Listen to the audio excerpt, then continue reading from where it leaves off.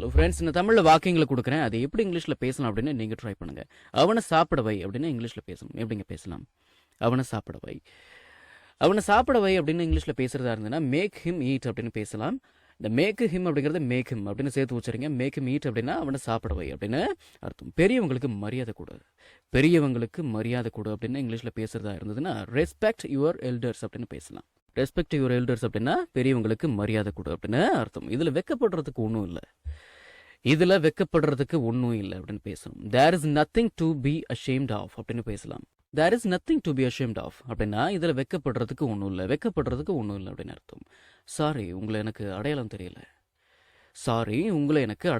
அப்படின்னு பேசணும். Sorry, I don't recognise you. அப்படின்னா உங்களை எனக்கு அடையாளம் தெரியல, உன்னை எனக்கு அடையாளம் தெரியல அப்படின்னு அர்த்தம். Sorry, I don't recognise you. Sorry, உங்களை எனக்கு அடையாளம் தெரியல அப்படின்னு அர்த்தம். சரி, சாதம் குழஞ்சு போச்சு அப்படின்னு இங்கிலீஷில் பேசுறதா இருந்ததுன்னா the rice has become soggy அப்படின்னு பேசலாம். பிஸ்கட் நமுத்து போச்சு அப்படின்னு பேசுறதா இருந்ததுன்னா இங்கிலீஷில் the biscuit has gone soft அப்படின்னு பேசலாம். The rice has become soggy, சாதம் குழஞ்சு போச்சு. The biscuit has gone soft, biscuit நமுத்து போச்சு. சரிங்களா? சரி, பார்த்து நட அப்படின்னு இங்கிலீஷில் பேசணும். எப்படிங்க பேசலாம்? பார்த்து நட. வாட்ச் யுவர் ஸ்டெப்ஸ் அப்படின்னா பார்த்து நட அப்படின்னு அர்த்தம். வாட்ச் யுவர் ஸ்டெப்ஸ் அப்படின்னா பார்த்து நட அப்படின்னு அர்த்தம். சரி, வேறு ஒருவரிடம் பேசிக்கொண்டு இருந்தேன், வேற ஒருத்தர்கிட்ட பேசிக்கிட்டு இருந்தேன். I was talking to சம்மோன் else அப்படின்னு பேசலாம். I was talking to சம்மோன் else அப்படின்னா வேற ஒருத்தர்கிட்ட பேசிக்கொண்டு இருந்தேன் அப்படின்னு அர்த்தம். நீ போக மாட்டியா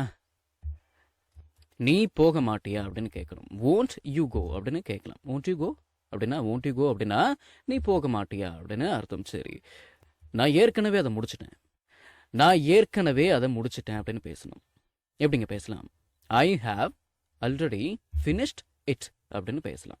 I have already finished it, நான் ஏற்கனவே அதை முடிச்சிட்டேன் அப்படின்னு அர்த்தம். நான் தெரிஞ்சுக்கலாமா? மே ஐ நோ அப்படின்னா நான் தெரிஞ்சுக்கலாமா அப்படின்னு அர்த்தம்.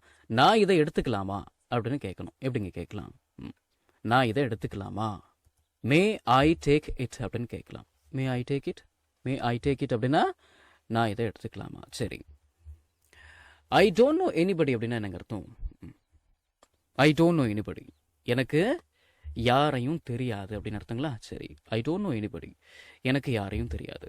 ஐ டோன்ட் நோ எனிபடி தேர் அப்படின்னா எனக்கு அங்கே யாரையும் தெரியாது, I don't know anybody there, அங்கே எனக்கு யாரையும் தெரியாது. லேட்டாக வந்ததுக்கு சாரி, இன்னைக்கு டிராஃபிக் ரொம்ப அதிகமாக இருந்துச்சு அப்படின்னு பேசணும்.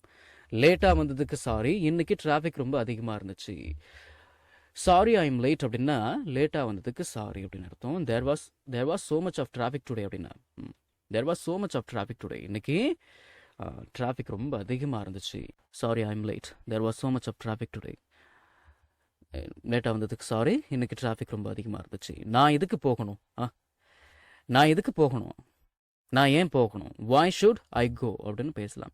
why should I go, நான் எதுக்கு போகணும், நான் ஏன் போகணும் அப்படின்னு அர்த்தம். அவங்ககிட்ட போய் கேட்கறதுக்கு நீ கம்முனே இருக்கலாம். இது எப்படிங்க இங்கிலீஷில் பேசலாம்? கொஞ்சம் யோசிக்கலாமே.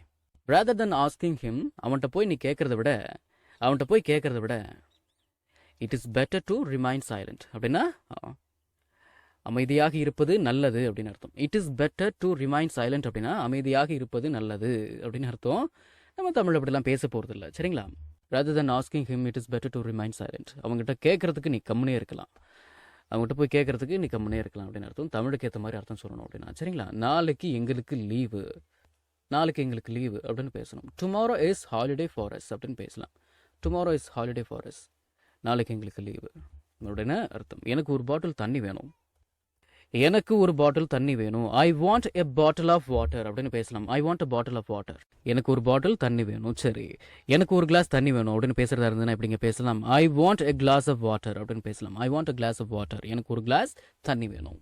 இந்த வீடியோ உங்களுக்கு யூஸ்ஃபுல்லாக இருந்துச்சு அப்படின்னா ஒரு லைக் பண்ணுங்க, ஷேர் பண்ணுங்க, அண்ட் ப்ளீஸ் சப்ஸ்கிரைப் பண்ணணும், சரிங்களா? அடுத்த வீடியோவில் சந்திக்கலாம்.